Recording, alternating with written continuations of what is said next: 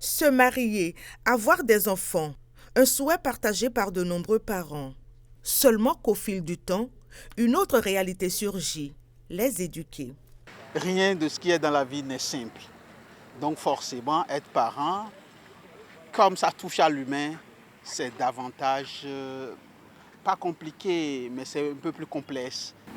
Donc avec le corps, l'esprit, l'âme, avec les sensibilités, les émotions. De nos jours, être parent, c'est être tout à la fois. Avec les enfants d'aujourd'hui, on essaie de faire avec. Déjà que l'éducation d'avant, c'est pas la même que celle d'aujourd'hui. Un exercice quotidien, loin d'être toujours simple, dans un environnement aujourd'hui marqué par la modernisation, l'influence des réseaux sociaux et l'omnipotence des nouvelles technologies. Les importations culturelles,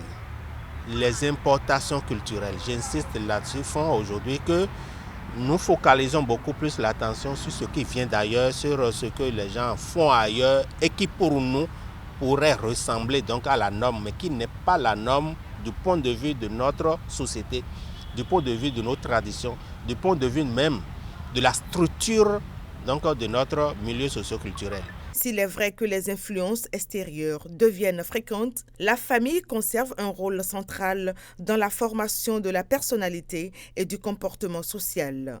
L'éducation familiale, vue comme le premier socle de construction de l'enfant. Au départ, avec mon premier enfant, j'étais très strict. Après, j'ai compris que le tout rigueur ou le tout amour ne marche pas. C'est les deux combinés, dosés selon le caractère, les circonstances qui marchent. Mais j'essaie au moins de mettre un ton. Il faut être sévère et un peu doux à la fois. Je ne suis jamais montée dans la voiture de mon papa pour aller à l'école. Je faisais des kilomètres pour aller à l'école. Mais actuellement, les enfants, on les réveille, on leur donne tout, on les amène à l'école, on vient les chercher tout. Comme un arbre qu'on a mis en terre. Vous savez, quand on jette une graine qui pousse, ce n'est pas les mêmes fruits qu'une graine qu'on a mis sous terre et qu'on arrose, qu'on accompagne, où on a mis toute la sécurité nécessaire. Et donc, l'enfant est aussi comme ça. Et donc, un parent doit travailler dans ce sens pour espérer que plus tard, il ait un enfant qui lui ressemble. Il ait un enfant qui soit meilleur. Il ait un enfant qui soit véritablement enraciné dans l'éducation.